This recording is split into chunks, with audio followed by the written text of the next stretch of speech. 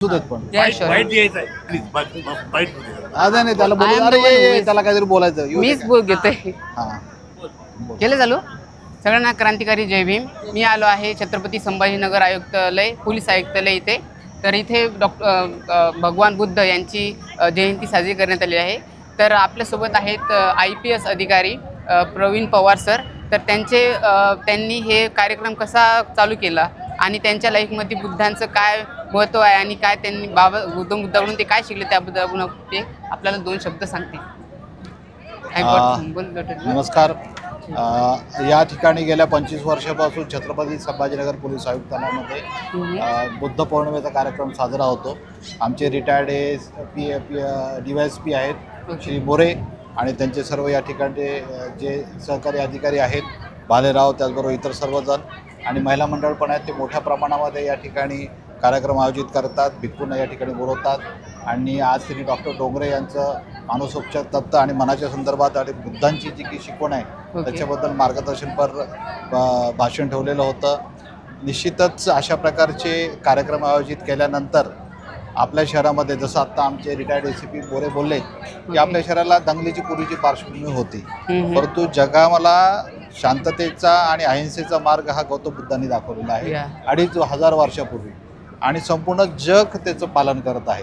त्याच्यामुळे प्रत्येक नागरिकांनी, प्रत्येक शहरवासियांनी आपल्यामध्ये बुद्धांच्या ज्या अजंठा, एलोरा किंवा आपल्याकडं युनिव्हर्सिटी लेणीमध्ये देखील त्याचं सर्व ठेवा अमूल्य असा हजारो वर्षापूर्वीचं ठेवलेलं आहे लेणीच्या स्वरूपामध्ये. त्यांची शिकवण आपल्या शहरामध्ये आहे आणि त्यांच्या पावलावरती मार्ग ठेवून डॉक्टर भारतरत्न आपले डॉक्टर बाबासाहेब आंबेडकर यांनी बौद्ध धर्म स्वीकारलेला होता आणि त्यांनी देखील एक सविस्तर पुस्तक लिहिलेलं आहे बुद्ध धर्माबद्दल. सॉरी बुद्ध हां, आणि त्याच्याबद्दल तिने सविस्तर माहिती दिलेली आहे. तर मला असं वाटतं की आपण सर्वांनी म्हणजे जे थोर संत आणि जो थोर पुरुष होऊन गेलेले आपल्याकडे गौतम बुद्ध, तर त्यांनी जे काही मार्ग अष्टांग मार्ग सांगितलेले आहेत त्यांनी अंगीकार करावा आणि सर्वांनी त्या मार्गाने चालण्याचा प्रयत्न करावा, ज्यांनी आपल्यामध्ये अंतर्गत बदल होतील. त्याचप्रमाणे आपल्यामुळं बदल झाल्यामुळे समाजात बदल होतील आणि राष्ट्रामध्ये एक चांगला समाज निर्माण होईल आणि आपण एक चांगल्या दिशेला आपल्या देशाची प्रगती घेऊन जाऊ शकतो. That's great. तुमच्या पर्सनल लाईफमध्ये आता तुम्ही your IPS officer sir, criminals लोक खूप क्रिमिनल्स म्हणजे कमिट करतात वगैरे, तर त्यांनी जर बुद्धांना वाचलं समजत तर त्यांच्या लाईफमध्ये काही चेंजेस वगैरे होऊ शकतो का? निश्चितच. तुम्हाला माहिती आहे की बऱ्याचशा जेलमध्ये देखील असे विपासनाचे ध्यानाचे कार्यक्रम होतात आणि अशा याच्यातून बऱ्याचशा जेलमध्ये गुन्हेगारांमध्ये देखील वृत्ती बदलते.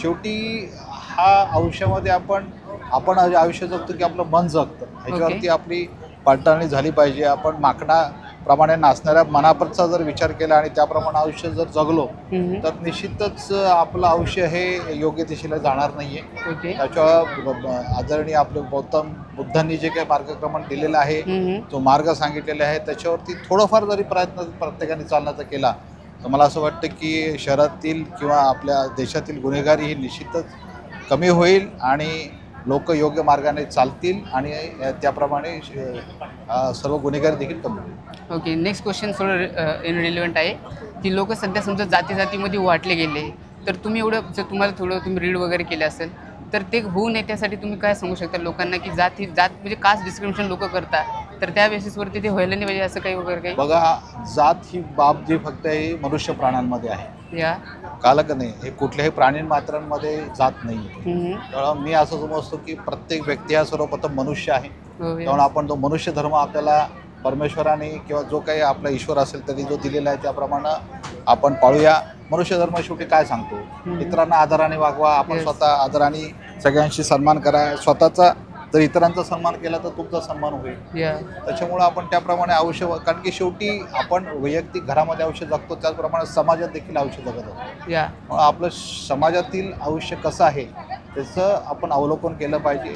आपलं कार्य असं असलं पाहिजे जेणेकरून समाजाला त्याचा उपयोग होईल आणि त्याच्यामध्ये समाजाचं भलं होईल आणि आपण काही कल्याणकारी गोष्टी केल्या पाहिजे. कारण की आयुष्य तुम्ही जर जगता, परंतु तुम्ही वैयक्तिक आणि कुटुंबकरता करता, परंतु तुम्ही तुमच्या समाजाकार काय करता, आपल्या आजूबाजूच्या लोकांकरता काय करता, प्राणीमात्र काय करता, आपल्या निसर्गाकरता काय करता, ही बाब अत्यंत महत्त्वाची. That's okay.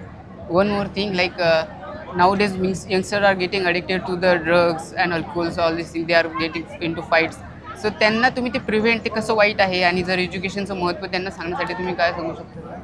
बघा, आपल्याला माहिती असेल की अतिशय प्रतिकूल परिस्थितीमध्ये भारतरत्न डॉक्टर बाबासाहेब आंबेडकरांनी शिक्षण घेतले यस. आणि अशा महामानवाच्या शिक्षणातून आणि त्यांच्या अभ्यासातून आपल्या भारताची घटना घडली या आणि आज देखील आपलं देशाचं अस्तित्व जे आहे त्या राज्यघटनेवरती आधारित आहे. या आपलं जे प्रगती चाललेली आहे ते राज्यघटनेवरती आधारित चाललेली आहे. या त्याच्यामुळं आपण अशा थोर पुरुषांकडून आदर्श घेतला पाहिजे की यस. आपण आपल्या आयुष्याचं सोनं करायचं का माती करायचं, या कारण हे प्रत्येकाच्या वैयक्तिक हातामध्ये आहे आणि आयुष्य खूप मोठं आहे आणि तो खूप फास्ट जाणारं आयुष्य आहे. त्यामुळे प्रत्येक दिवस, प्रत्येक महिना, प्रत्येक वर्ष हा स्वतःच्या घडामोडीमध्ये आणि स्वतःच्या डेव्हलपमेंटमध्ये घालवला पाहिजे. आणि मला असं वाटतं की शेवटी ड्रग्स किंवा दारू किंवा सिगरेट किंवा तंबाखू ह्याच्यात अल्प कालाकरता मिळाला तो आनंद मी Yes. मानणार नाही, परंतु ते व्यसनाधीन लोक असतात ते आनंद मानतात त्याच्यामध्ये. या त्याच्यामुळं कायमस्वरूपी मिळणारा आनंद कशामध्ये आहे? आपल्या आई वडिलांची सेवा करण्यामध्ये कायमस्वरूपी आनंद आहे, समाजाकरता काम केलं त्याच्यामध्ये कायमस्वरूपी आनंद आहे. कळलं का नाही? Yes yes. आणि आपण शेवटी कसं आहे की कुठलीही बघा वस्तू संपत्ती जमा केल्याने आपल्याला आनंद मिळत नाही, कुठली गोष्ट वाटल्याने आपल्याला आनंद मिळतो. यस. तुम्ही स्वतःला ऑब्झर्व केला तर तुम्हाला कळेल या तो खरा आनंद आहे. तर मला असं वाटतं की तो आनंद सगळ्यांनी मिळवण्याचा जास्तीत जास्त प्रयत्न केला. Yeah that's a great. One more thing, like बाबासाहेबांबद्दल तुम्हाला काय अशी गोष्ट आहे की ती तुम्हाला इन्स्पायर करते की त्यांना रीड करावं किंवा काय तुम्हाला जर तुमचं काही इन्स्पायर करत असेल तर पहा, म्हणजे डॉक्टर भारतरत्न बाबासाहेब आंबेडकरांबद्दल आपण जेवढं बोलावं तेवढं कमी आहे. हो. कारण की आजच्या काळामध्ये त्यांची जी शिकवण आहे आणि ज्या प्रतिकूल परिस्थितीमध्ये त्या काळामध्ये त्यांनी